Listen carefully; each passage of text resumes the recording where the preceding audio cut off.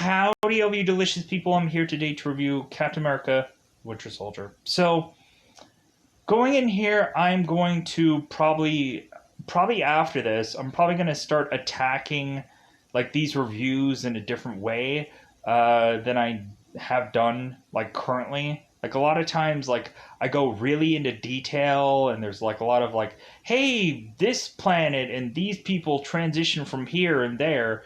And you can really see when eventually I release the Infinity War review, where I get into heavily amount of details where they all transition to one spot and the other spot and another. And like, but you can really just see where I'm just like, whoa, in that review, where I'm gonna do some little like bits of knowledge and whatever, and like some little cool little things that I found out while watching this movie. But like this time around, after this movie, I'm just gonna go a little bit lighter. I hope with a lot of these other Marvel movies because I love them. They're fun, and it's fun to it's fun to like eventually go, yeah, like I watched this movie a lot differently than I've ever watched it before, because I think a lot of times I watched like this movie, but I never really took certain things of information, or you can't remember all of it because there's so much to digest. And so, like this time around, when I watched it, like something finally clicked through quite a bit of parts of these scenes where I'm like, oh, so this happened. So, but anyways, so one thing to have in mind in this movie, that it seems that the Winter Soldier director, like one of the two directors, is actually in a role in this movie. I thought that that was kind of interesting. Uh, Joe Russo is actually having a role in this movie, and I'll have you go and pull off a Where Is Waldo to figure out where this guy is in this film. Uh, Maybe you won't need a doctor to figure out that clue uh, of where he could be. So uh, Fury is putting together in this movie a project called Project Insight, and so eventually we will have the eventual site to see what this project will be. And really, where kind of Captain's kind of transition of this movie is kind of interesting. Like it almost feels like a spot where we're kind of getting Captain America to kind of almost wanting to be interested in hanging up the boots. Like it feels, especially in this movie compared to all the others, it kind of feels like Captain America is like, dude, this is not what I want to be doing anymore. Like this just does not like there's there's too many things that are telling me that I need to stop being Captain America. Like anything that I believed in and that I like fought against, like I just don't want to do any of this stuff anymore. Like I just don't want to do any of this. Like this is not like things are going without my acceptance. And so I'm just like, dude, well, I'm not gonna play anymore. Like I'm not gonna like I'm just gonna put the shield down and walk away. Someone else can pick it up, I don't care. Like that's kind of where like we're pulling off like a almost a Captain America No More in this story, where uh Cap is to eventually, like, the only reason why he is to stick around, especially after this film, is because he has a mission. And like that's the only reason why Cap is just strung along to be involved in Civil War, because like it's basically like after Captain America was to be unthawed, like Cap, I really just think could have just gone into seclusion and stayed there, and would have wanted to be involved in anything. But at first, like the world was coming to an end, so I guess he's like, well, I guess I'll fight for that. But then just kind of after that, he's just kind of like, yeah, like I thought after I like saved the world, like I thought that like my days of being Captain America were just to be over after that. But then especially like once this is to happen, like Captain is just like, dude, like I am so just like this is not a mission. This is just like, hey, like I'm gonna go and hold a gun to the world, and I'm not gonna do that. Like that's why he defends the world. He doesn't like pull a gun in front of it, and so like that's what the whole shield represents, is just him defending the world, not going and destroying it. Like that's so like basically him consistently saving the world. Like after that whole Avengers movie of him saving the world, like people are looking at what is the next way to destroy it. And so Captain America in this film is just like, I didn't sign up for this. Like I wanted a true reason to fight, and this whole story in this movie is not giving me one up until a certain point. And then eventually Cap is like, oh, okay, so like they they basically put the cheese in front of me, and now I'm gonna start like uh running up this wheel. Like they dangled something in front of me. Okay, now I have to go and get this cheese or get this carrot to like want me to be involved here. And then eventually that's what just keeps Captain America continuing to be Captain America, is because he keeps landing into these missions that force him to have to do things that just like hurt his friends or hurt people that he didn't want to. And so but then again it's okay, well, but save the world, save the world, save. It's just like it's the job that never ends. And so eventually, after Cap feels like he has like done the biggest mission ever, there is never probably going to be a bigger threat than this. Cap is just like, well, okay, like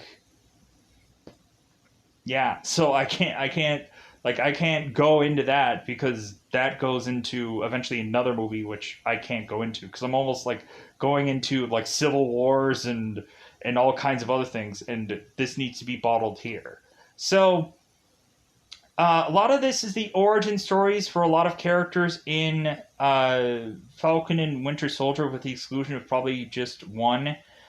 But I would say also that this movie is probably hands down got to be probably the best like sequel film out of the Marvel MCU, like from like the very first like real true MCU movie to probably Endgame. So we'll say that just to kind of like, because there might have been a really good like Fox movie or like a good like sequel of Ghost Rider. There might have been a good, anyways, they own the rights for everything now. Like Incredible Hulk was good, but was it as good as this movie? No.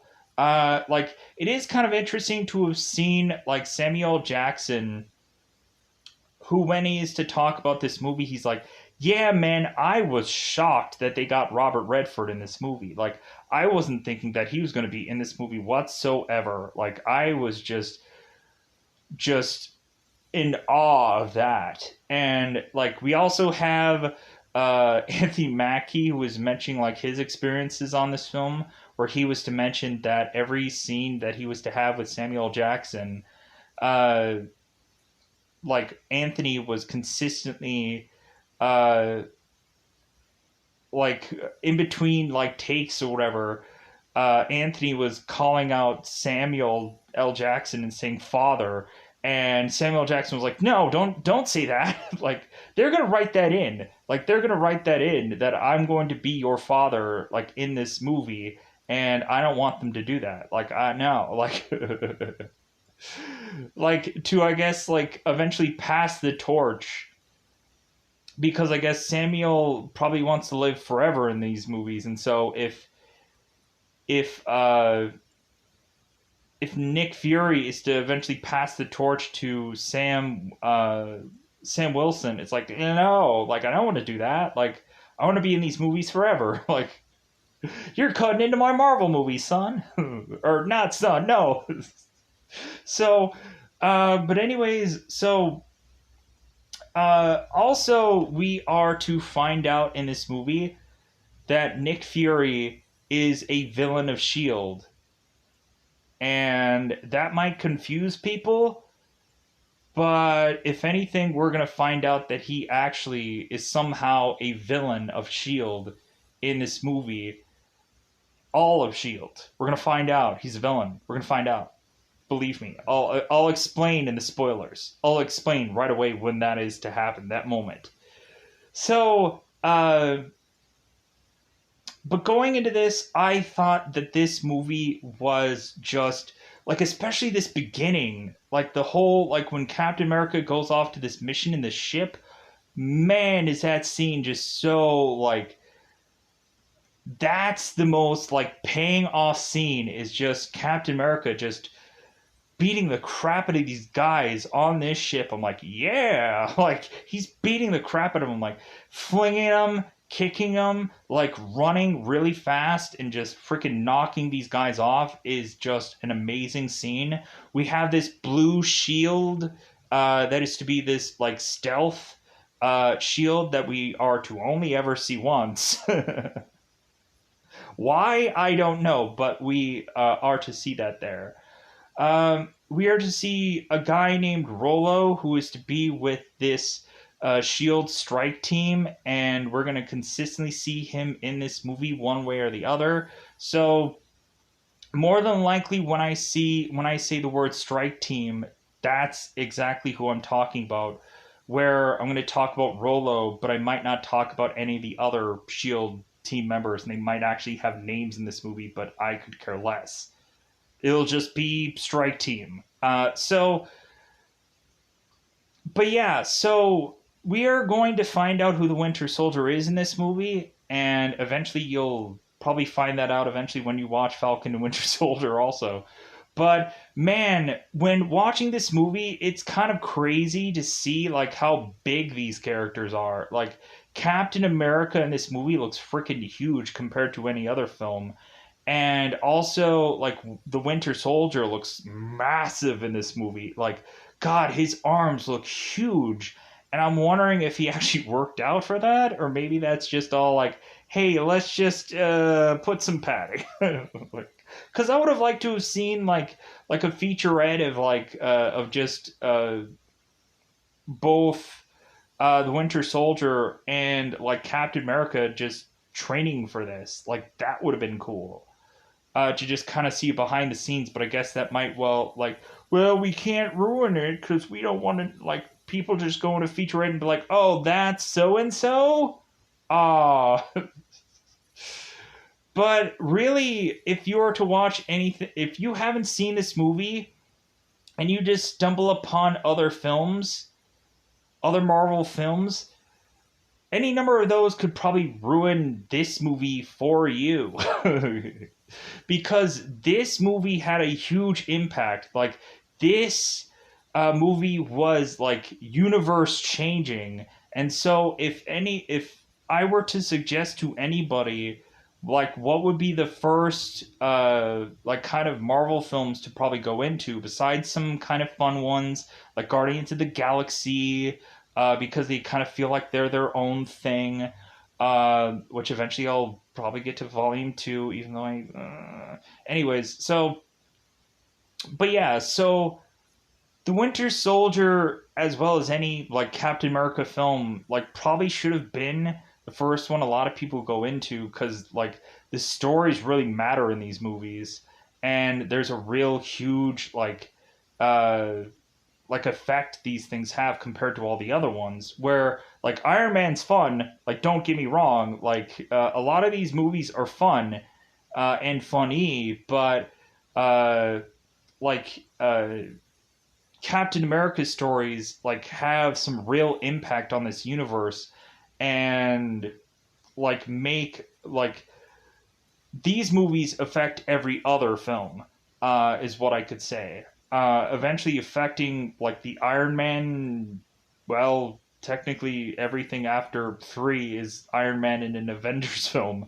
So like it affects every other movie with the exclusion of Iron Man, and uh, like it technically affects Thor a minuscule amount.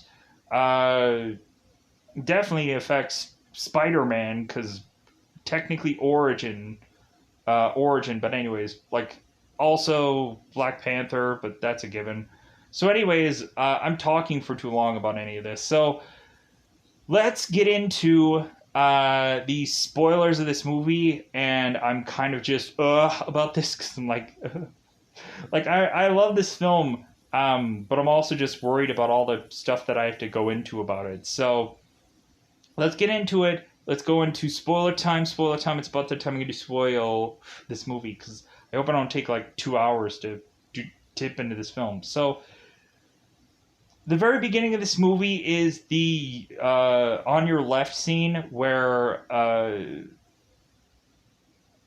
Falcon is to consistently just Sam Wilson is to just consistently just be jogging around this spot, and of course like Captain America is just speeding through him, and so eventually like Falcon is just like, yeah, I heard you, but then eventually we have it to our Falcon is just like, hey man, like come on. So like he's just like trying to run, but eventually like uh, Falcon has a calf muscle pull, and so he's like, dude, I'm not gonna try to chase after this guy. I'm never gonna win. So Sam sits by a tree, and so Cap is like, "Hey, it was nice running with you. Running is that what you were really doing?" And Sam is like, "Oh, it's like that." And Cap is like, "Yeah, it's like that." So they start exchanging information about like, "Hey, like it must have been hard coming back after so much time has passed." And Cap is like, well, yeah, like if anything, like a lot of things has changed. Like not having polio is nice. Like they talk about like beds and how like Cap is like his bed is like a pillow. He's gonna like, or his bed is like a marshmallow. He feel like he's gonna like sink into the bottom of it. And so Cap is to sleep on the floor. So, but yeah, like Cap is to mention like all the differences that like he's like the internet is a real good help. It's easy for him to catch up on things, and so evidently they used to like I guess fry everything or whichever. So, anyway, so like all the kind of changes and differences and whatever. So Sam is to mention about some like album that is gonna compile a bunch of music together, and so Cap is gonna put that on the list of this book that he is to have a number of things that are on this list to go and watch, like Rocky and all kinds of like big movie things that he's to catch up on. And so Cap is like, I'll put that on the list. So like it's some like soundtrack, like Soul Train or some kind of soundtrack of a time period. So eventually, let's call her Natasha because I think I want to try to call her Widow or Black Widow or whatever. Let's call it Natasha to just kind of easily, or Romanoff. Let's call her Romanoff. So that's kind of easy to roll off the tongue with. So Romanoff is to go and drive to pick up a fossil down by the Smithsonian, and that fossil is actually Captain America because Captain America needs to leave to go and do a mission. And so Sam is like, well, I guess you can't run everywhere. Because it was kind of funny where, like, Sam is saying, like, hey, man, like, you did, like, 12 miles in, like, 12 minutes. It's like, man, what a shame. Like, go and do a lap for how shameful that is. Oh, did you take it? Because, like, that, like, so much of this very beginning is so fun and just so, like, interesting. I love this dialogue in the very beginning of this movie. It's so much fun. And so Black Widow and Steve are to go off and go on to their mission. So they go on to a Quinjet with the strike team, and so Rumlow is to mention their mission that it's a boat called the Lemurian Lemurian Lemurian Star. I'm not going to say that again.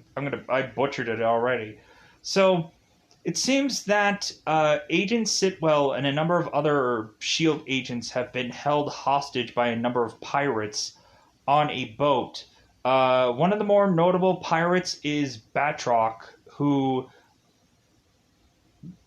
people may know him as George St. Pierre. So UFC fighter, but that's the real guy is George St. Pierre. But Batroff, like, he's called the Leaper, and like anyways, moving on. So uh after they get their briefing, and eventually Romanoff is to ask Cap about, like, hey, like, if anything, like, we should probably find you a gal, Cap. Like, so bizarrely throughout this movie, like, Romanoff is playing like make a date with Cap. Like, what about that one girl in logistics, or what about this one girl in this, or what about this one girl from here? And Cap is like, like, I don't know about that. And so uh, Romanoff is like, well, like, what's keeping you from dating any of these women? And Cap is like, well, like, I'm busy, like I'm just busy. Like, he has so many missions to go to, and like he just, I guess, doesn't have any free time because I guess he's having to keep up and continue to try to like go through that whole book, and so that's what's been keeping him busy. So Cap just goes ahead and just jumps off this boat without a parachute, and one of the guys notices that Cap doesn't have a parachute, and Romulo's like, no, like, this guy doesn't need a parachute. Cap jumps right into the water and then climbs his way on onto the ship via this little anchor, and now we just have the coolest scene in the movie where Cap is just running and kicking these guys basically off this boat, like kicking them so hard that they like fall over, and this whole entire scene of him just consistently running around while the strike team is to just like parachute in and just be like, oh hey, like, Cap, I guess you got everybody. Like what are we even here for? Like, so, like, in like, what they end up doing is the strike team go to get close to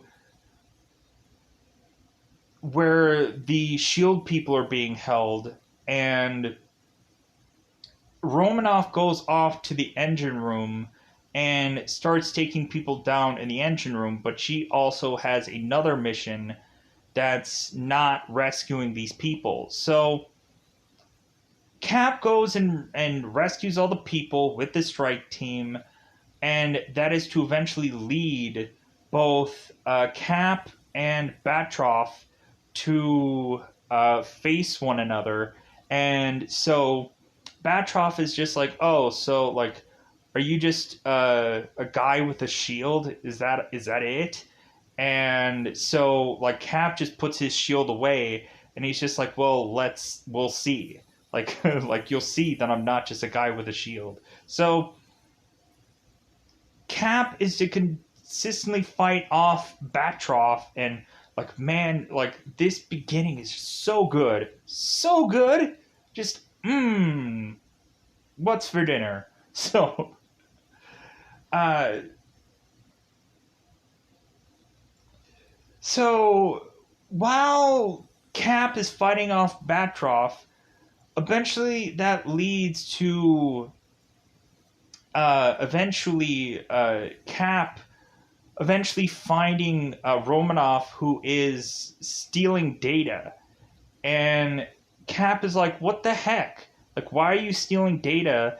And Widow is like, well, because Fury told me to.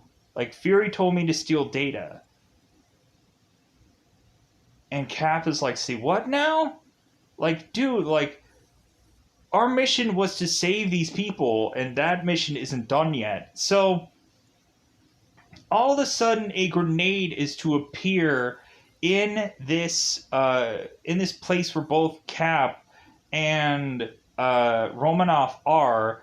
So the like Cap has to protect Romanoff, and so like Cap is like, man, we could have been killed. Like that's what happens when you aren't like paying attention to like what's the real like thing that we're supposed to do. That's why when everybody starts running around with their chicken and their heads cut off, that's when a lot of people just die.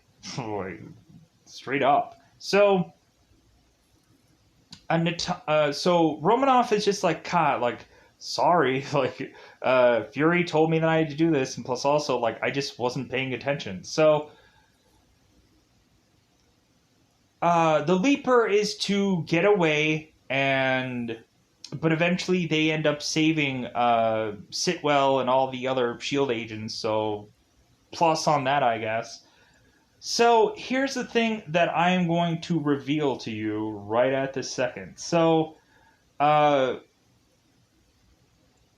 pirates that were to be on the ship with Batroc, Fury was to fund Batroc and his men to make it on this boat and hold these people hostage. Like, that's all that they were supposed to do, so Natasha could get this information.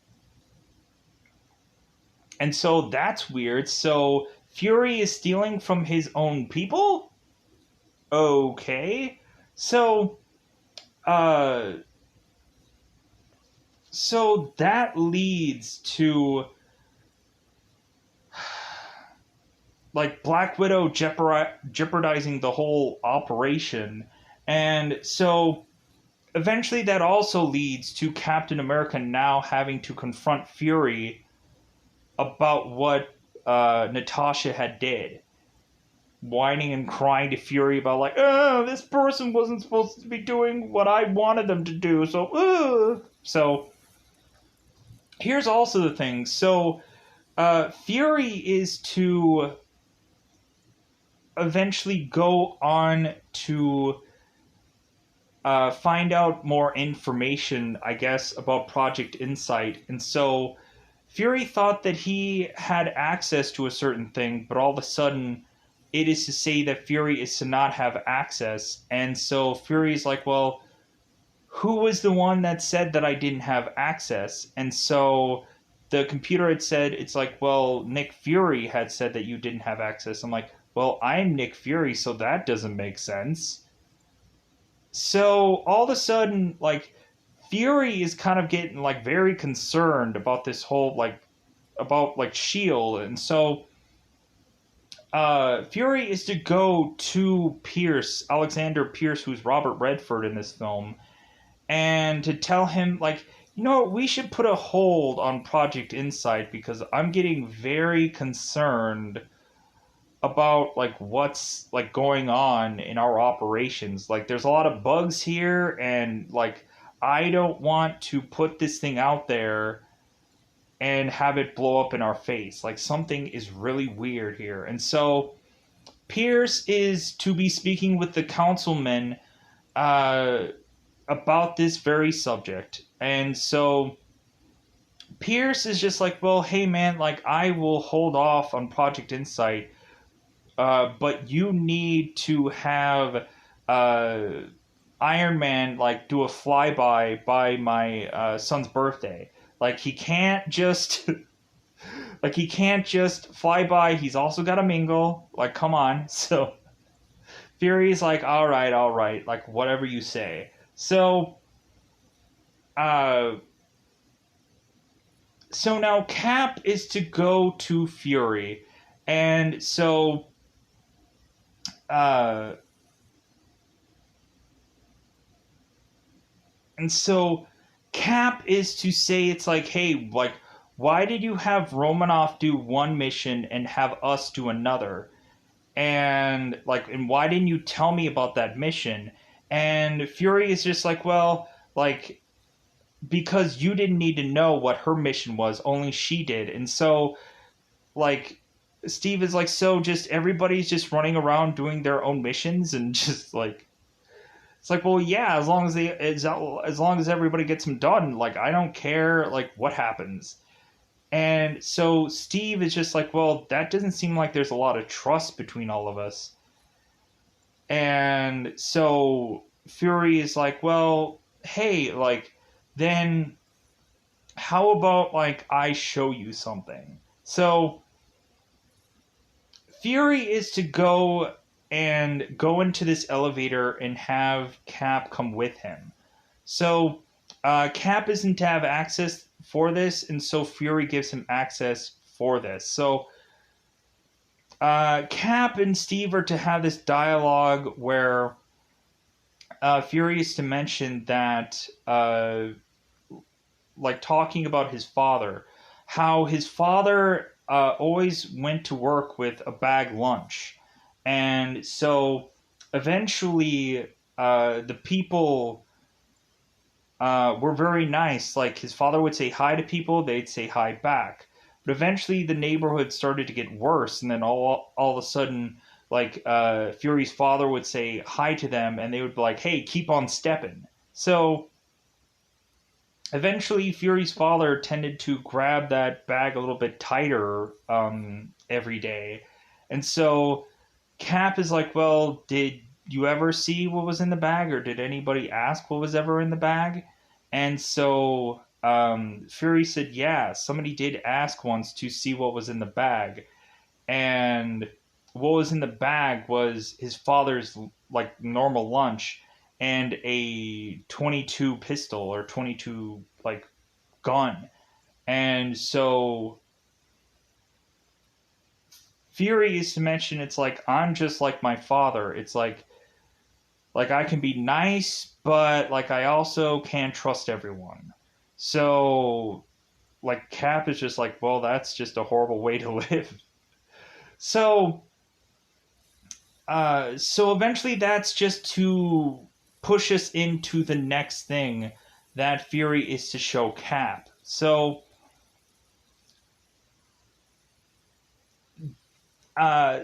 Fury is to showcase to Cap that they had built multiple helicarriers, and Cap is like, oh my god, like this is awful. And Fury justifies it. It's like, well, hey, like considering what had happened to New York in like the Avengers movie, like we really needed to want to build this so that way something like that will never happen again. That we feel that we won't like we'll be outmatched the next time around. Like, could you have imagined if they had like Infinity War and they just had those helicarriers just like shooting down everything, like man, like that would have been a much quicker fight, but still, like you would have still had like these helicarriers eventually going down regardless because there's no way that they could fight out everything. Because eventually, like they can only fight down the small things, not the like the big godlike characters. Like, there's no way they can outtake that. There's no way. So, so Cap is just like, no, this is not what I signed up for. This is not the way I wanted to do like this. Like, this is basically just holding a gun to everyone's head and saying that it's protection and saying it's defense. Like, that's not how I want to do this. Like, this seems very risky. And maybe Captain might be right about this. Like there's this back and forth dialogue that I'm not going to go to word and word for everything, but anyways, so uh eventually Cap is just going to realize that like this is not his hill to die on with his conversation, because Fury's going to want his way and Cap is just going to be the guy that just is going to disagree, but it's just going to go nowhere.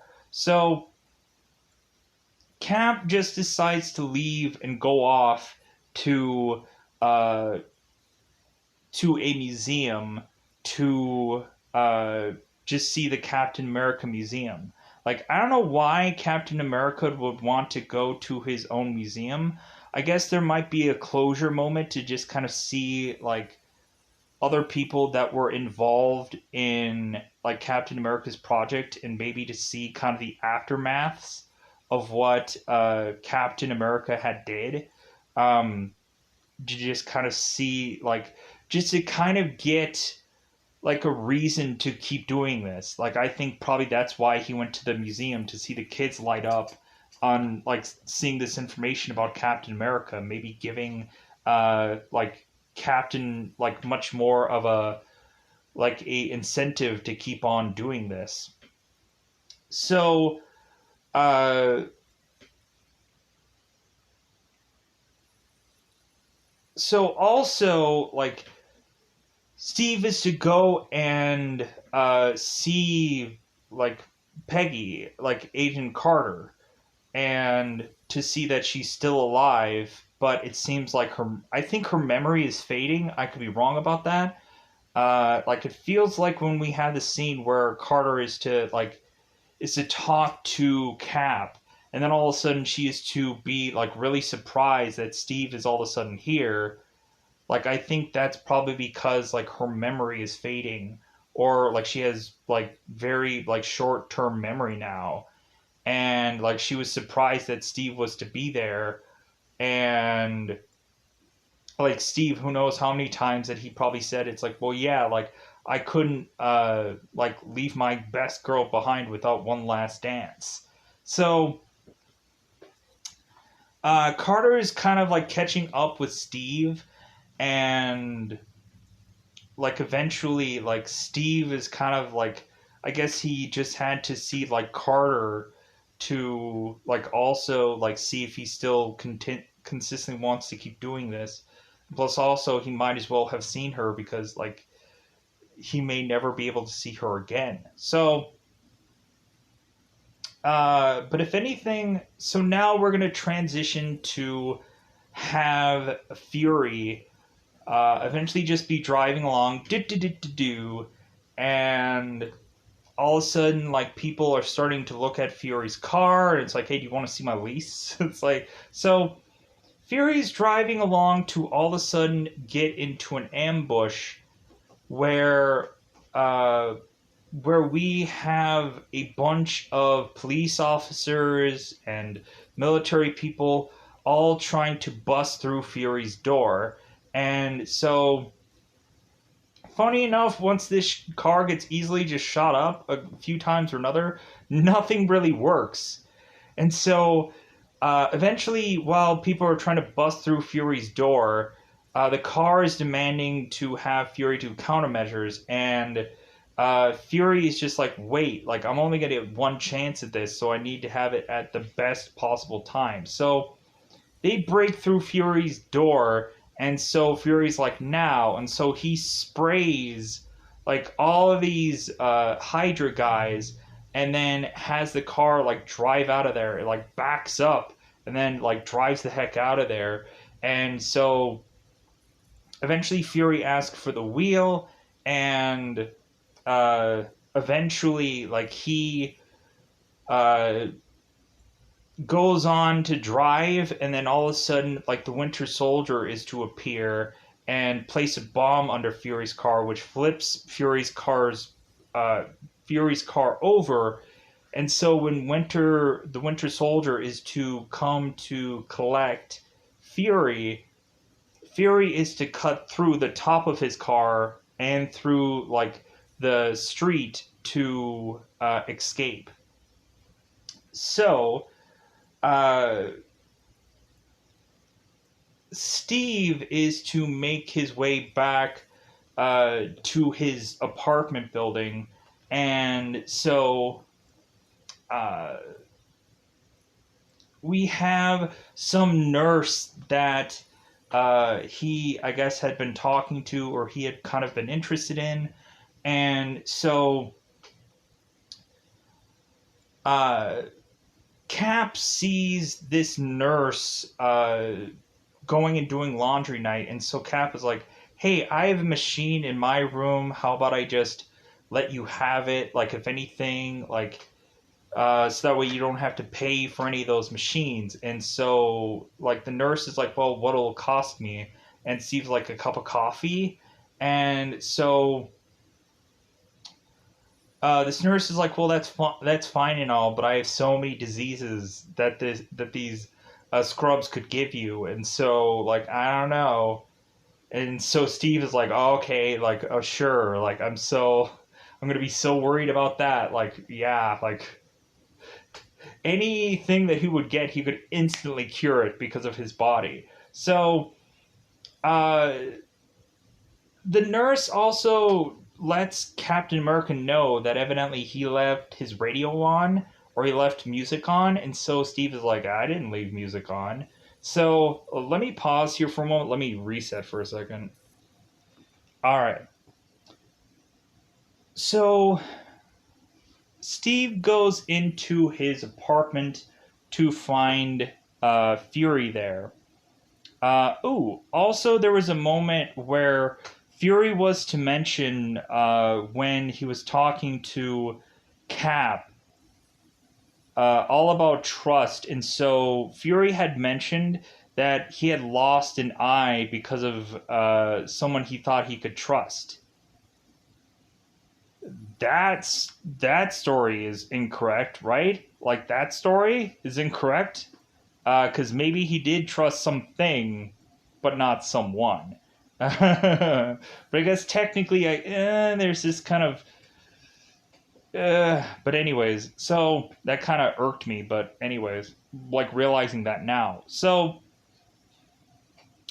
Steve goes in and looks in his apartment to find Fury there, and so Fury is to like, text out some things to Steve. Uh, kind of mentioning that uh, there are people after him, and there's ears everywhere, and all kinds of things. And so Fury is telling Steve that, like, hey man, I'm sorry I'm in your apartment. And Steve is like, yeah, I don't remember giving you keys. And Fury's like, well, do you think that's going to stop me from getting in here? It's like, okay, so, hey, like, why did you come here? And so Fury's like, well, my wife left me, and my wife kicked me out, which wasn't the truth. So uh Captain was like, well, uh so who knows about your wife kicking you out? And so Fury goes, it's like, well, just you and me. And that's what he said in the text, but what he actually says is just, Fury's like, well, just only my friends. And so Cap is like, well, am I your friend? Like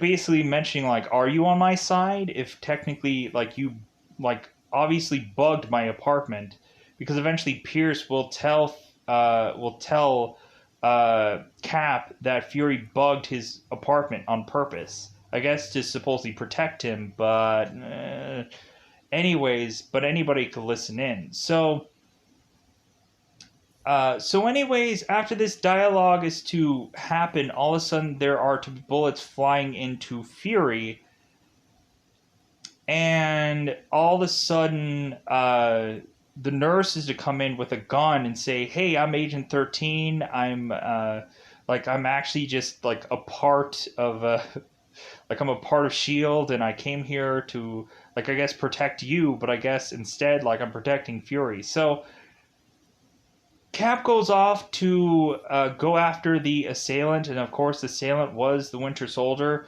Uh, Agent 13 is calling to get Fury to be looked after. And so Cap is chasing after the Winter Soldier to eventually like chuck his shield out to Winter Soldier for the Winter Soldier to catch it with his metal arm. And so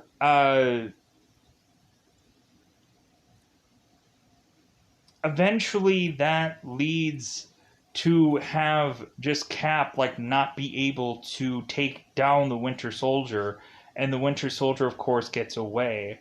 And so that leads to Fury going into a hospital, and so Fury ends up dying in the hospital. It seems that like he just flatlined and there was no reviving him, and so they're like, "Oh my God, Fury died." So, uh, so after that we have uh, Cap who goes to Pierce, and so now Pierce is wanting to debrief Cap about what all Fury had said. So Pierce told Cap that his place was bugged because Fury wanted it to be, and so Cap is like, okay, so, and so Pierce is like, well, what all did Fury tell you? And Cap said, like, well, uh, Fury told me to trust nobody. And also, Fury had given Cap a flash drive, which Cap was to put in a vending machine and to eventually retrieve it. But eventually, Natasha like spots that Cap had put this thing in a vending machine, and she retrieves it without him knowing. So, but Cap is with Pierce, and so Pierce goes into this whole story about Fury going and saving his daughter and a number of other people without Pierce's permission. Like, Fury said that he could easily do this one thing to save all these people, and Pierce said no, but Fury did it anyway, saved all those people from certain death, and like Pierce has never like questioned anything from Fury ever since. So Pierce is to tell Cap that he is going to do anything to find the people that had killed Fury, and anyone who is to get in his way, he's gonna like basically bulldoze or over. Like, he doesn't care if anyone's gonna like try to like stop him, prevent him, or whatever. And so Cap is just like, okay. And so Cap ends up leaving, and so but still, like, Cap is to supposedly trust no one. So Cap, and I feel like I'm already like missing some parts somewhere.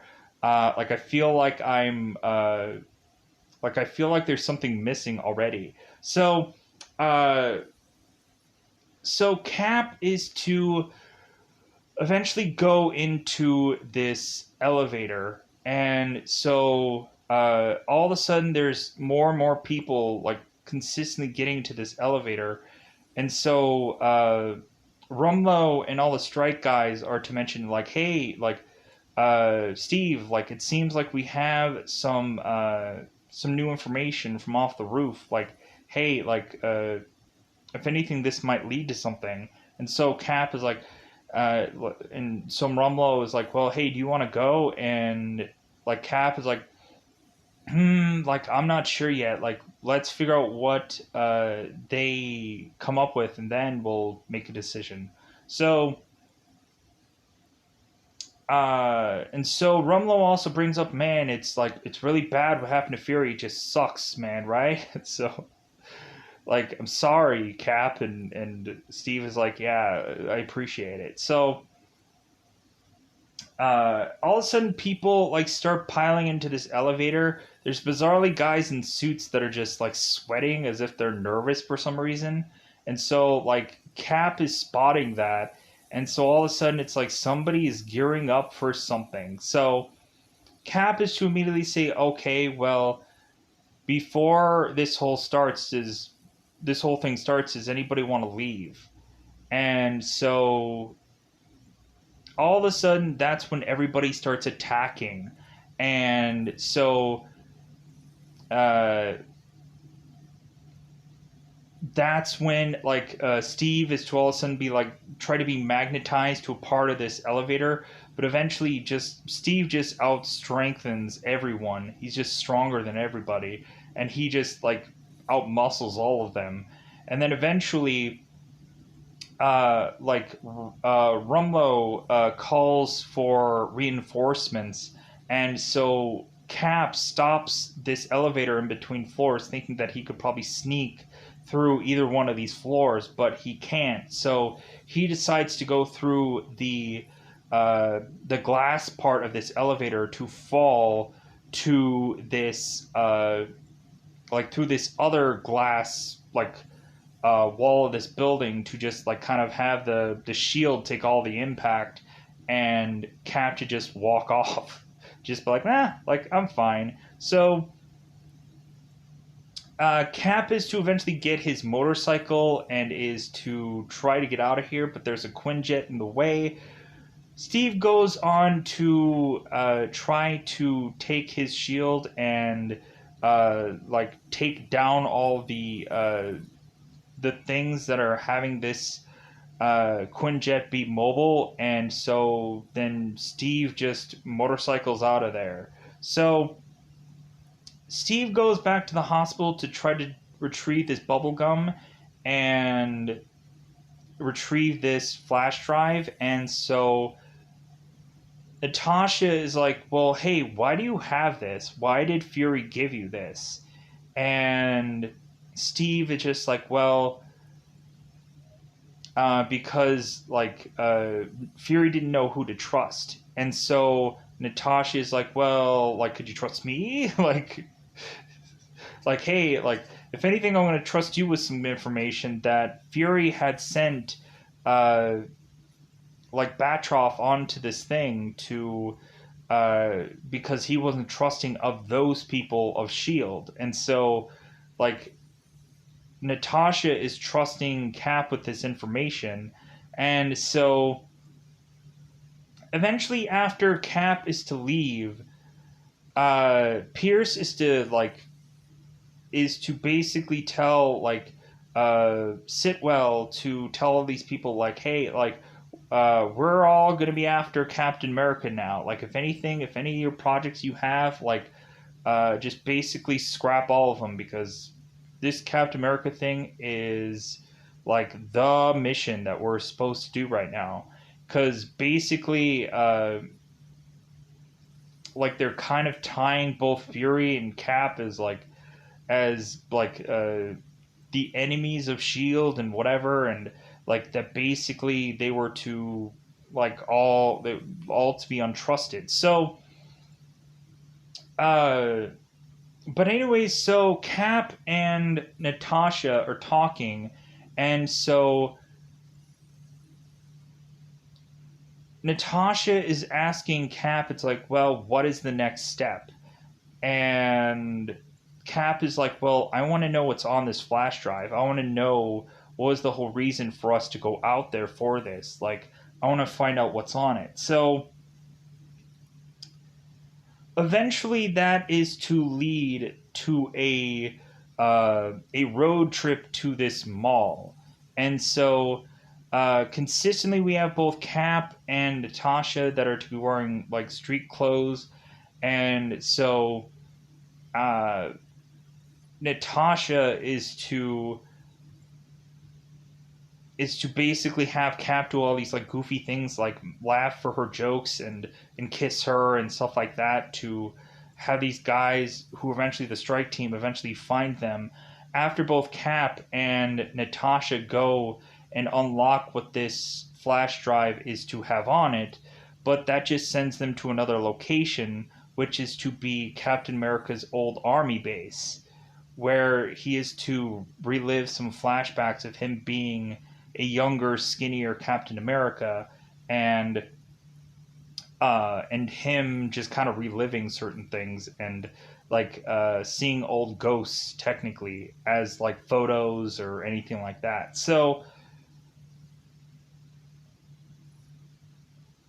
they scramble out of this mall, and so they go on the road to make it to Cap's old military base.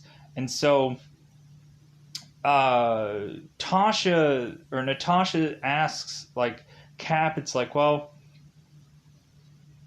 like I probably know the answer to this, but it like I don't know if you're answering it or you're not answering it or whichever. Like is this the first kiss that you've had since 1945? And Cap is like, no, I've had practice. Like believe me, like I like like you're not the only one that I've kissed since then. And so Natasha is like, sure, sure. Like, and so it gets to the point where like they're kind of discussing things, and so uh, Natasha is asking Cap, it's like, well, like what is it that you really think that you like? Because it's all about trust with everybody, and so like Natasha is just like, well, like so like what do you really want to get out of this, like between like you and me here? And so Captain is just like, well, dude, all I need right now is just a friend. Like that's all I need. And so Romanoff is like, well, if that's where you think everything is heading, like, well, you might just be in the wrong business, Cap. And so like Romanoff just looks at like Cap and is just like, okay, whatever. Like let's just go to this military base and find a an elevator that's behind some bizarrish like bookcase, as if we're being like Batman and Robin now, and we're gonna be going down some like fireman's pole or something bizarre. So Cap goes into this military base to find it weird that they're hiding the elevator, because this base is already a secret base regardless. So also we have old photos of Howard Stark and Agent Carter, and so Romanoff is asking Cap about these pictures, and Cap doesn't answer what the picture of Agent Carter is. So they go down this elevator, which is to lead them to a room with a bunch of computers and technologies and such. So eventually they are to put the flash drive into this computer. And so Natasha does the crack about war games, where she is to say yes, yes, like would you like to play a game? And so but then Romanoff has to explain what that reference is from, and Cap is like, I've seen it. Like, I know what you're talking about. So, so Romanoff is to put this thing in there, and then all of a sudden, this is to, like, open up some entity that is to be Zola, Armin Zola. And so they just naturally assume that this is just some, like, recording, and they think that like, oh well, this is just like some bizarrish program. And Zola's like, no, I'm not some recording. And so Zola just goes into all the information about how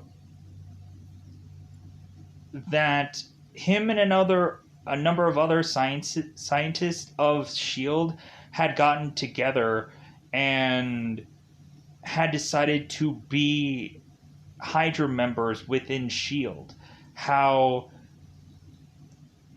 like Hydra was not going to be successful under a dictator like Red Skull, but eventually they like realized that if they were to eventually start manipulating and influencing people, that eventually they can get a number of people fairly easily by joining Hydra because they're just like individual like people and whatever and what have you. So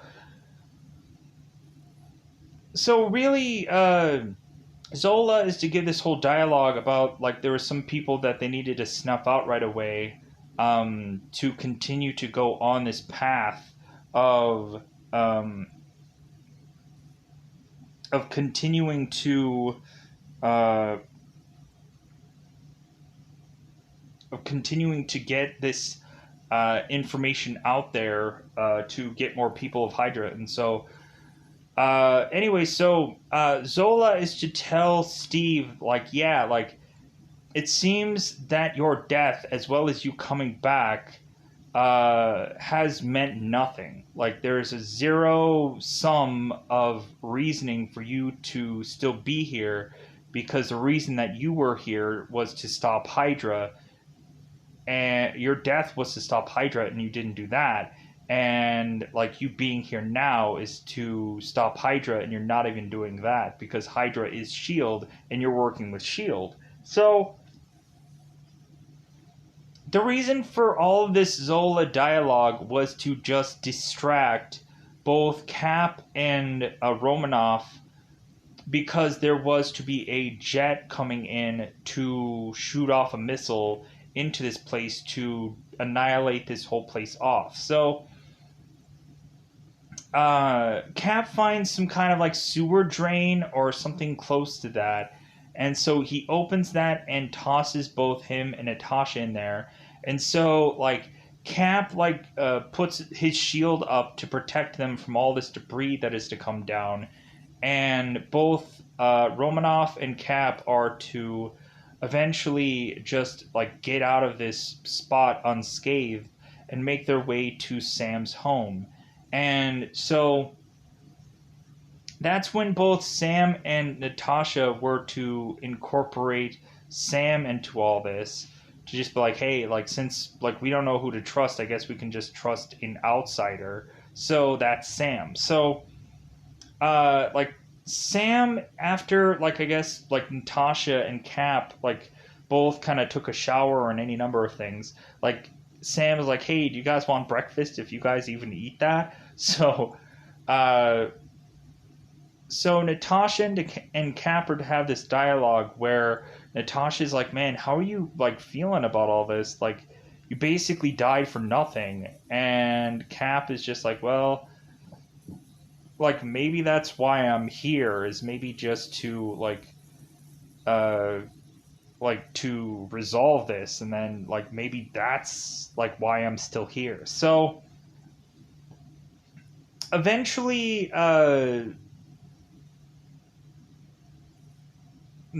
so pushing on. So eventually they are to wrangle like Sam to this whole thing, and so Sam is like, well, that's great and all, but like I need to uh be able to get my wings, so to speak. And they're like, well, like a jet, like do you need, what do you like? And he's like, no, like and so he gives them a file showcasing what he was really involved in.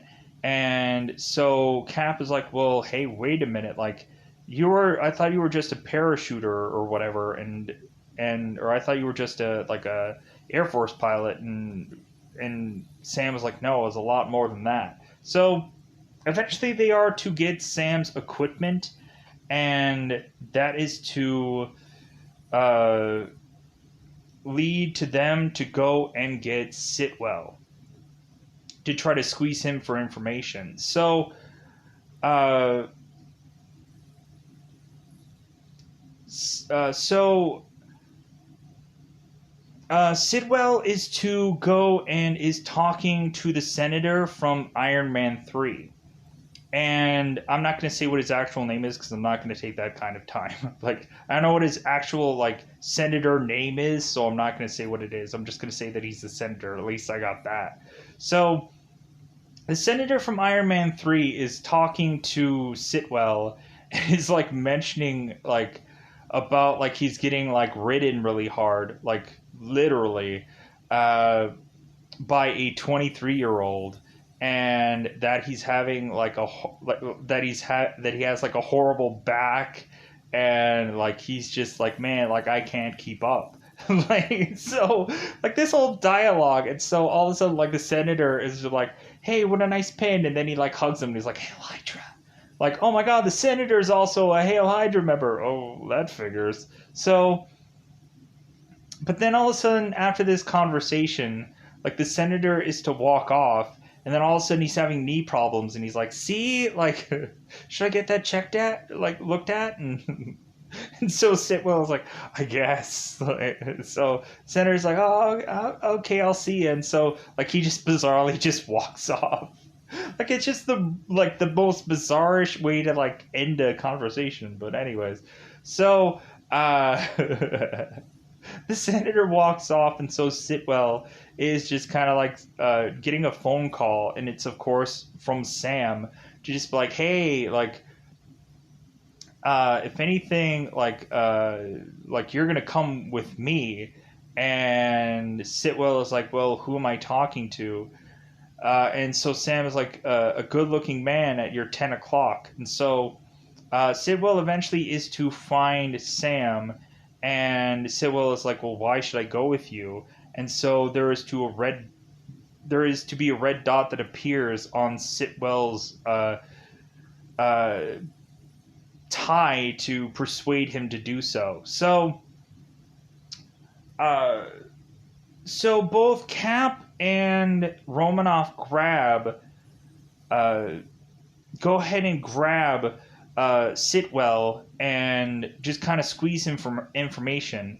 Uh, Cap is almost tempted to throw him off this building, but Sitwell knows that Cap won't do that, but Romanoff sure will. So Romanoff tosses Sitwell off this building to have Falcon in his gear uh, grab Sitwell from the sky and bring him back onto the building. So Cap is like, dude, I can do this all day kind of thing. So Sitwell is like, okay. Like, if anything, like, Pierce is going to kill me for giving up this information.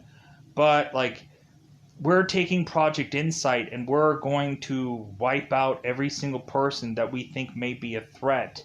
That there is an algorithm that is to tell us, like, who is going to, out of all this information that we have figured out, who is going to be the main threat that is not going to work on our side, like test scores and all kinds of things. And so it comes to a number of different kind of people, like Doctor Strange, like Stephen Strange, or Bruce Banner, or basically any superhero that you can think of will probably be a person that gets wiped out from Project Insight. And so uh, And so, reasonably, after they figure they get all the information from Sitwell, they're like, okay, well, good, we're gonna get the heck out of here. So, uh, Cap is to drive off onto this bridge, just kind of like figuring out what their very next plan is.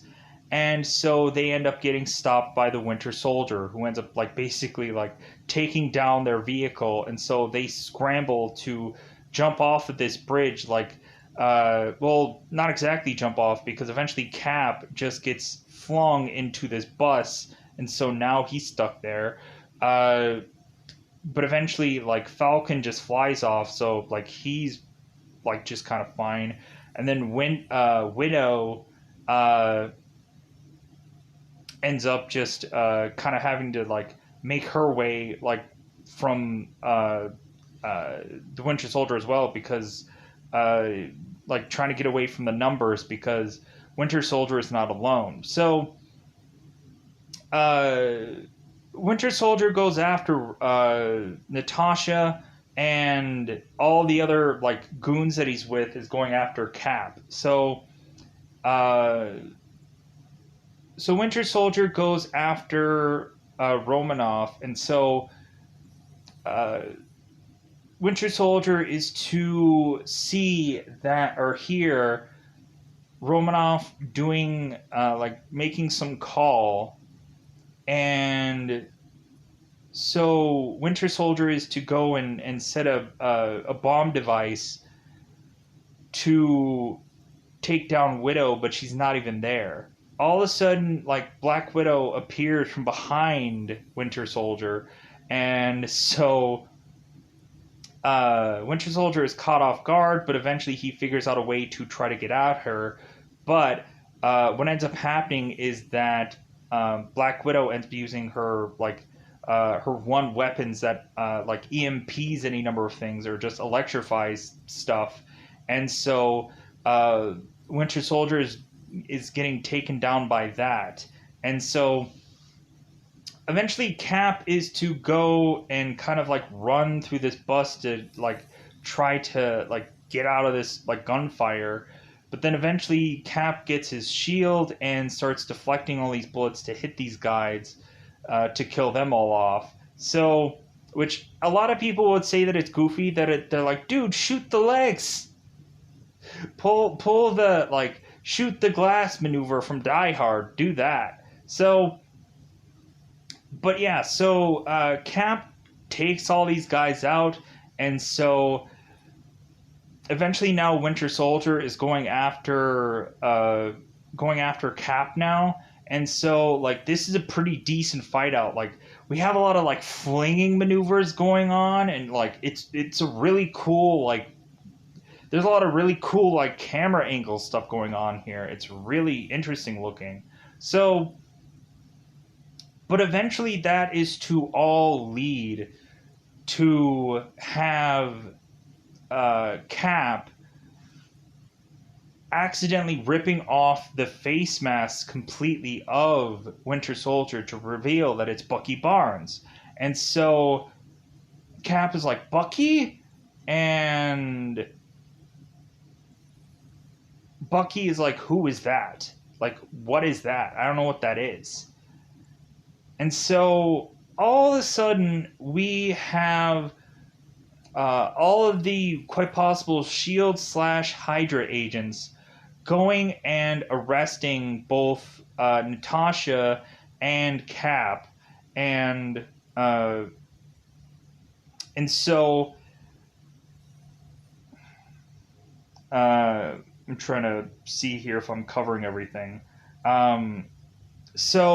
But there's also a flashback of both Bucky and Cap that I want to cover also, because now that I said that it's Bucky, like we'll eventually get to that flashback. So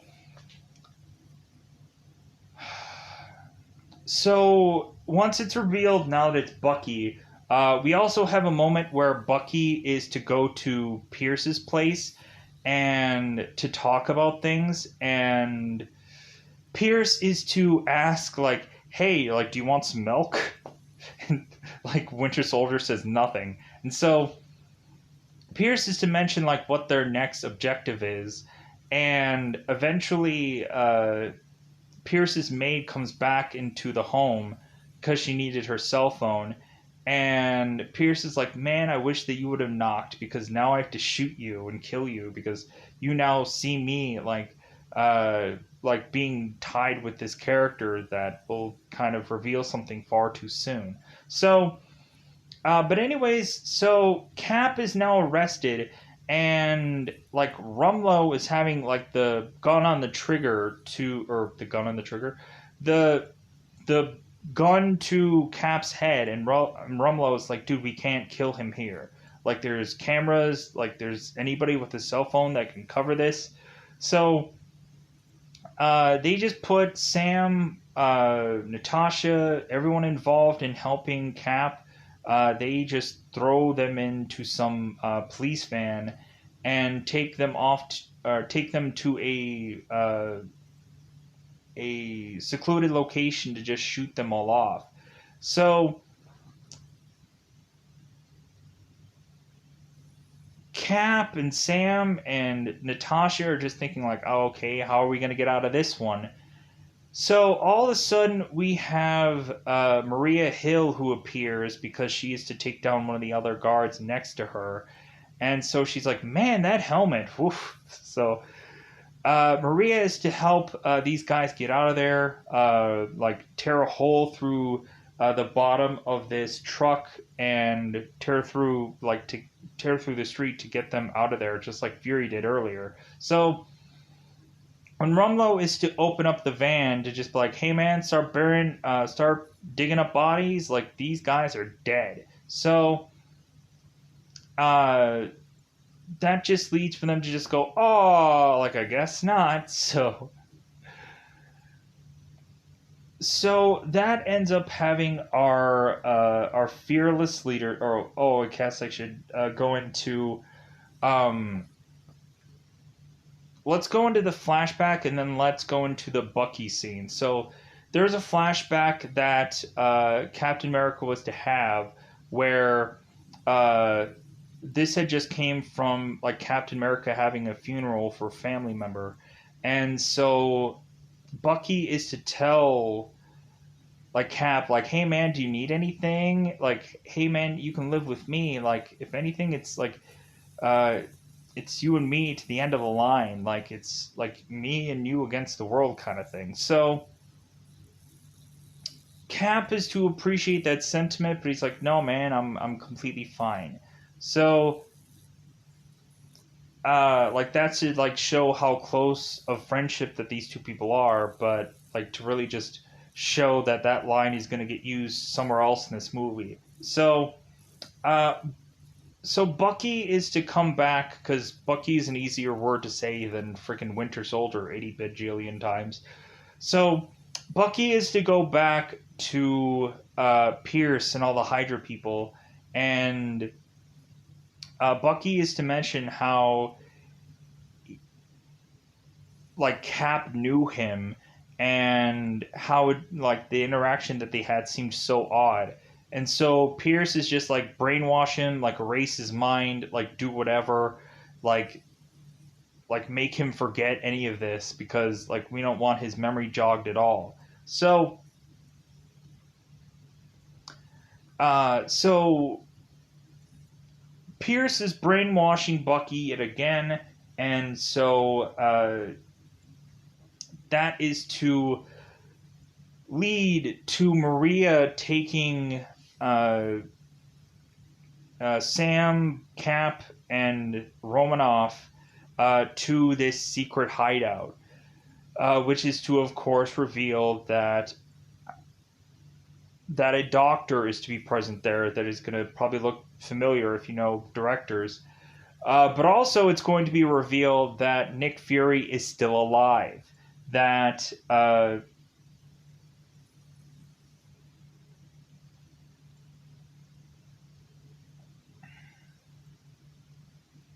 okay, I guess that leaves off at some point. Anyway, I can wing it. It's fine. So, I thought that had more there, but I guess it didn't. Anyways, it doesn't matter. So again, like every single thing is all about trust and like that's the main theme throughout this entire movie. So eventually, like Cap is to need to know what the next thing are that they are to do. And so the next big plan is to try to stop Pierce from pushing out Project Insight. And if they can't do that, then like Cap needs to go and put these sensor blades or these target blades, these little chips, and put them into every single one of these helicarriers to to have Maria Hill and Fury have control over where these helicarriers are to fire. So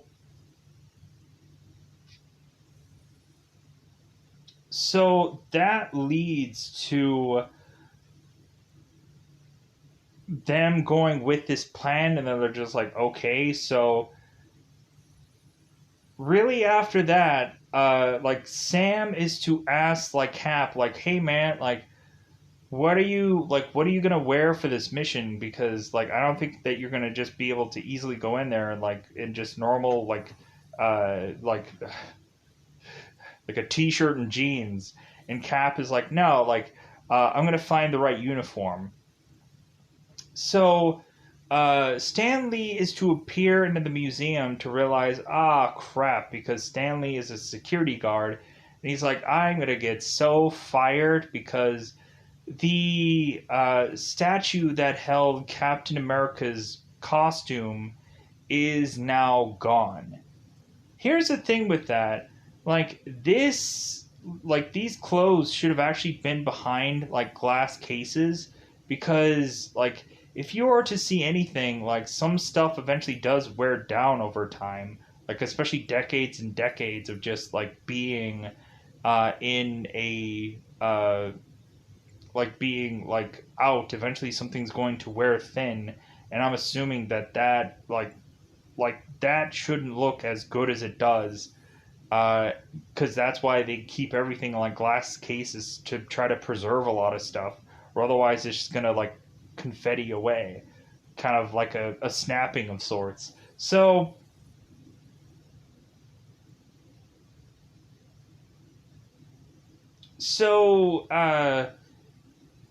Cap is to have his first Avengers Captain America suit on, which you can obviously see that it isn't the exact same. Like if you compare the two, like this one is just kind of probably refitted for like Chris in this movie, and plus like it was obviously like not the exact one. It might have been like a like one of those just kind of like restored like things or whatever that like somebody had like a cosplay version of it, or I don't know.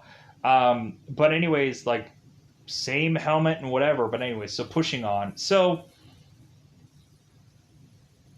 what ends up happening is that the councilmen are to go with Pierce to uh, to eventually start the countdown of Project Insight.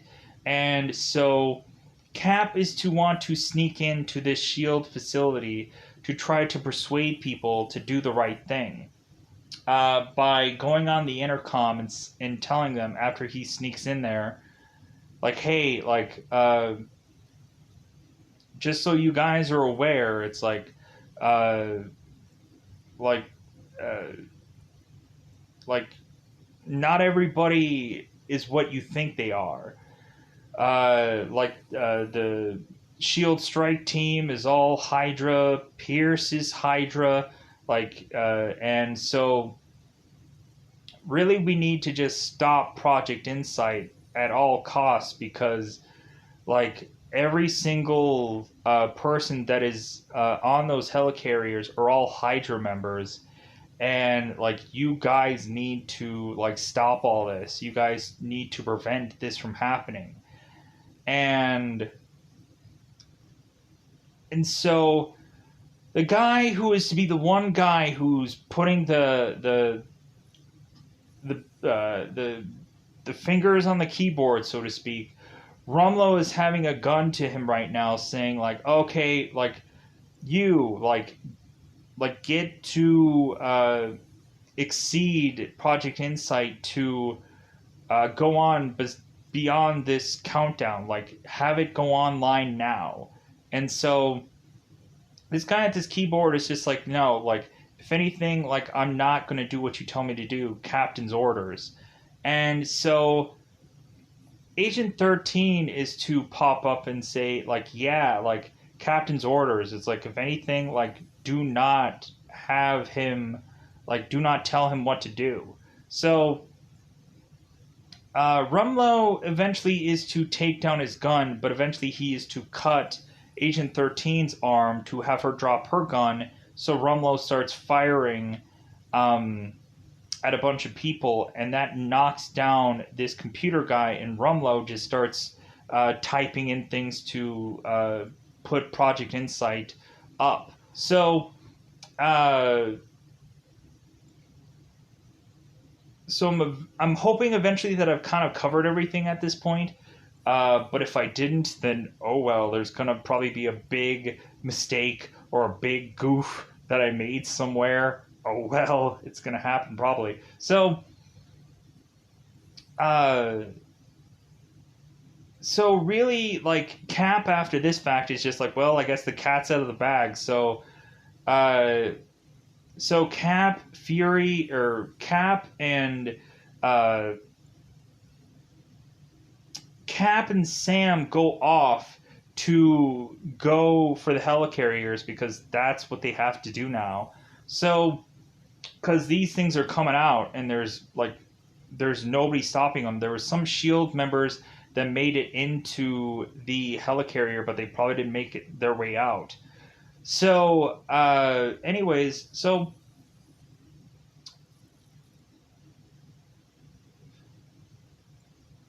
we find out that while Pierce is just talking to all these councilmen, we find out that one of them is not who they say they are. And so all of a sudden, Natasha is to take off her mask and reveal that she's one of these council members.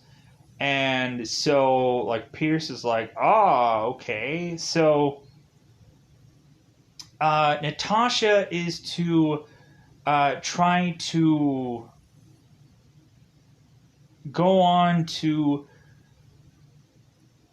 access this part of this computer to not only give Fury and Maria control of these helicarriers, but to also just download every single thing into anywhere about any of these Shield members to reveal all of their secrets. And so Pierce is like, hey, don't do that, because if anything, what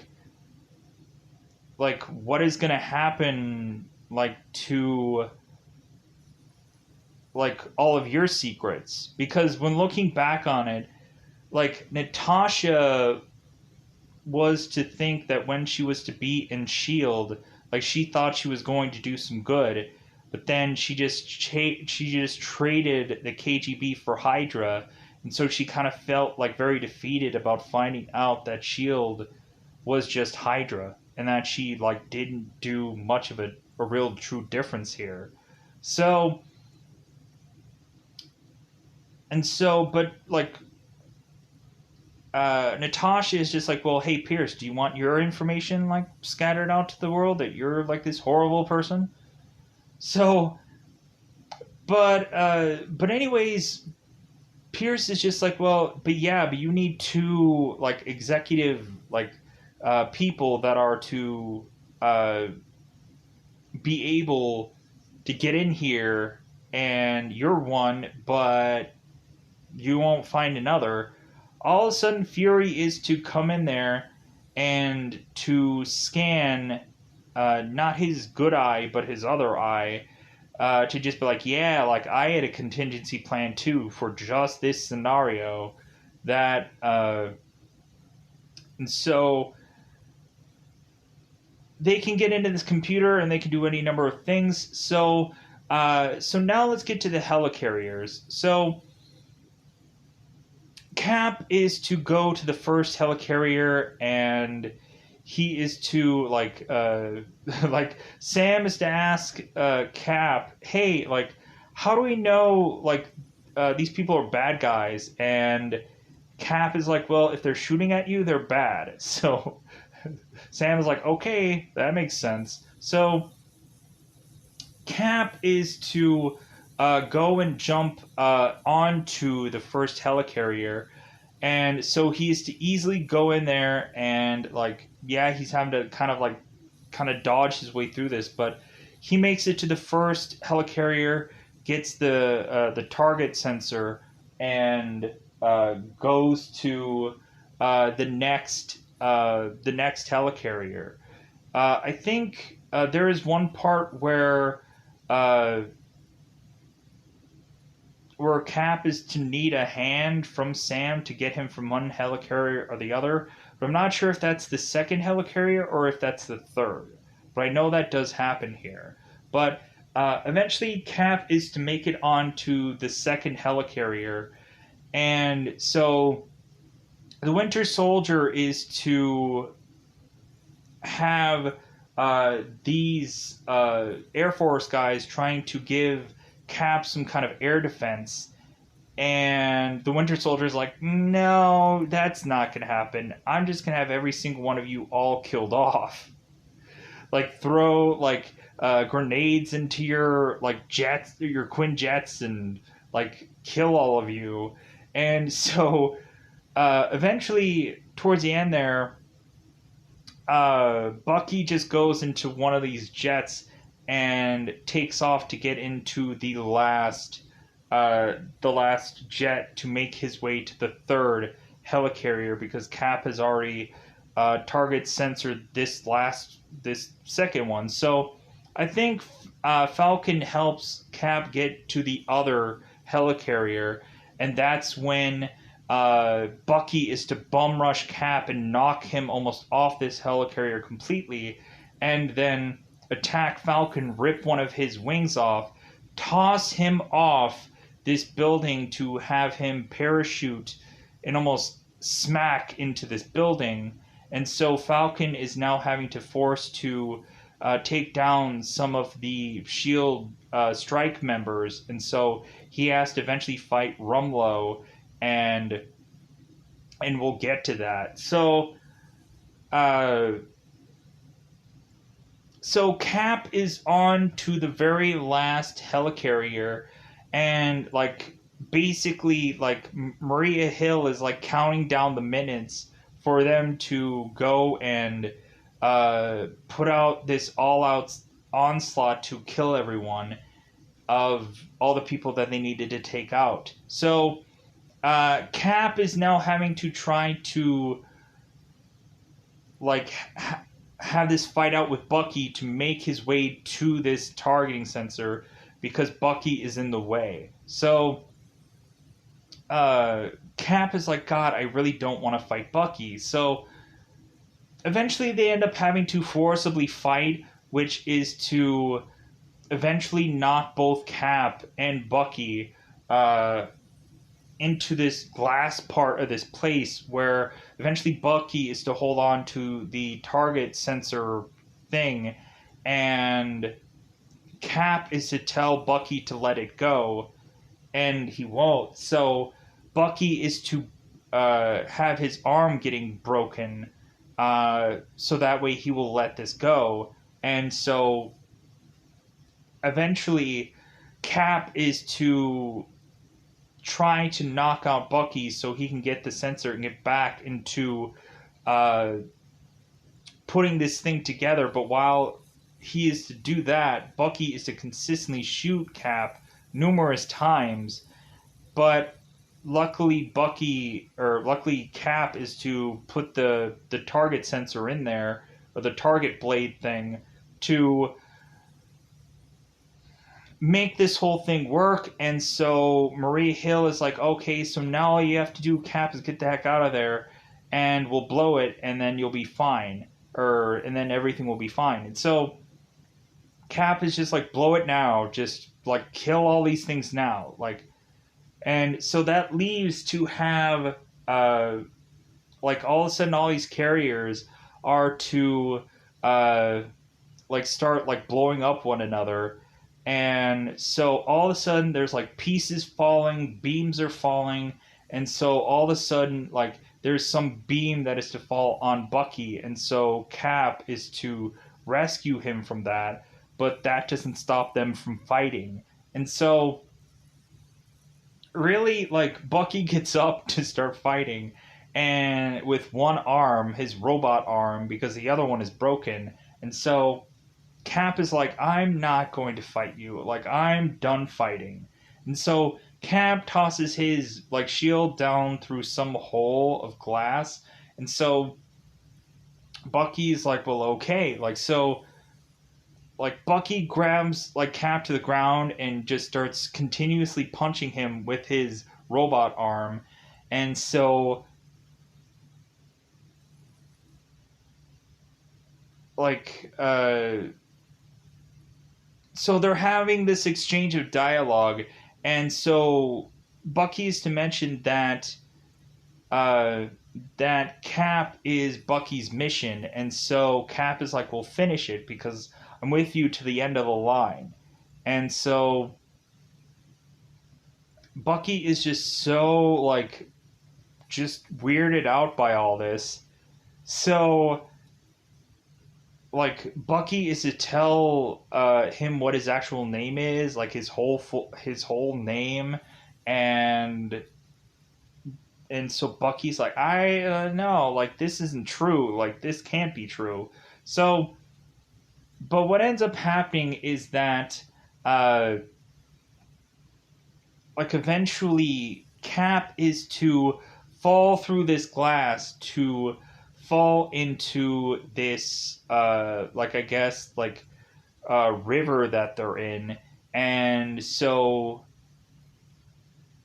eventually Bucky is just kind of dangling on from this helicarrier, and eventually he lands into this water too. But like Cap is almost to just drown, but Bucky is to grab him from the water, drag him out, and to like leave him be there so that way he can just live.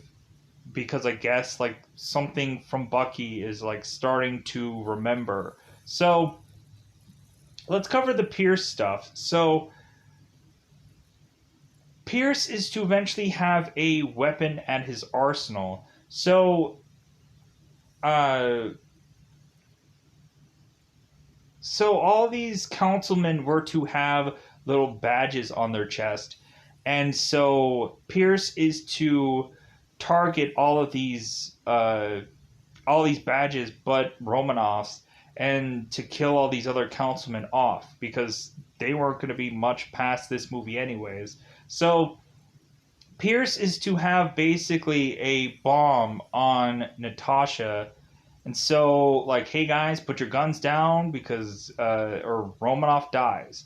So Romanoff decides that she is to electrify herself with her own weapon, and so Fury is to shoot Pierce before Pierce can arm and detonate the Natasha's badge. So before Redford is to die, he's to say "Hail Hydra," and but then eventually he is to die. So Sam is finding Rumlow, and so both Widow and Fury are now on this helicopter going and wanting to try to retrieve Sam because eventually this place is probably going to blow or whatever. So while that is to happen, Rumlow is to eventually get on fire, and so like Sam is to try to run as his building is collapsing, and so Fury and Natasha are trying to figure out what exact floor that Sam is on. He's like, the 41st floor. And so they're like, well, hey, like, just kind of wait there and, like, we'll figure it out. And so Sam's like, not an option. And so, like, there was one, like, spot where Cap was to jump out and Falcon was to, like, grab him. And that's when he was to, like, get him onto the other helicarrier. Because, like Cap was just, like, saying, like, I just did, like... I told you to come and retrieve me, and so Falcon luckily flew fast enough to pick up Cap, and he's like, man, you are kind of heavy. So, but anyway, so Sam is to, like, dive out of this window, and luckily enough, they were just there in perfect timing to have Fury just, like, maneuver this helicopter to where Sam didn't get, like, cut by the blades, and he drops into the helicopter, and so... like Sam was like the 41st floor, and so Fury's like, what? Did you think that they had numbers on the side of the building? Like, we don't freaking know. So that leads them to be like, I think that is like the whole like finishing up of this like part of this movie. So because Pierce is dead, like all the Hydra members are basically taken care of, with the exclusion of whatever is to happen in Marvel Agents of Shield, because they go in a whole thing about that. Fury's in certain episodes of that, and like, but yeah, like this movie was such a big impact that it even changed how Agents of Shield was gonna go. Which some people might be interested for those seasons. Like, I think some of the early stuff of Agents of S.H.I.E.L.D. could just be good enough to keep people interested, but eventually, like, towards really the end there, like, this story just gets awful. Like, it just does. So, so after this, so, like, the government is to, like, get to Romanoff and to mention, like, maybe every single one of all of you S.H.I.E.L.D. members should just be all arrested, for us to eventually just figure out who's not a shield and who is a shield or who is really just like not a Hydra member or whatever. And so Romanoff is like, well, that sounds great and all, but if anything, like maybe you shouldn't do that because eventually you're gonna need us. And like a lot of the shield people they're going to eventually need. So like maybe that's a poor maneuver. So eventually Romanoff is to talk to these people and it's to eventually get to nowhere, but eventually like with all these like mistakes that all these people have made, all these superheroes and Fury alike, eventually that just leads them into civil war, which makes a lot of sense to just arrest these people uh, eventually anyways. So but anyways, Nick tries to go off the grid, burning any like last like secret hidey hose or whatever that he has, and also burn his eye patch to just throw on some sunglasses because he'll need them for Marvel Agents of Shield when he's to be incorporated into that. So, so Fury, Cap, and Sam are at bizarrely Fury's grave, and so like Fury's like, well, yeah, Cap, I'm sure you're used to this kind of stuff, and Cap is like, well, yeah, I kind of am. So, uh, so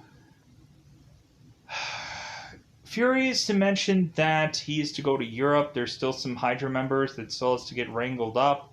Like, and he's asking like, "Hey guys, you coming?" And Cap's like, "You know what? I think I have something else in mind." And so Romanoff is to give Captain America a file about Bucky, and so Sam is like, "Oh, so is that where you're going?" And Cap is like, "Yeah, like I need to figure this out." And so really that's just a bulk of the ending of most of this movie. I think I covered everything, but there might have been a thing here and there that I missed about, but I think I got a bulk of the movie, and plus I took way too long to freaking do it, so I'm gonna get out of here. And plus also I think this was a much smoother like way of doing this than I probably might have done beforehand. So yeah, I'm gonna get out of here. Bye everybody. Bye everybody.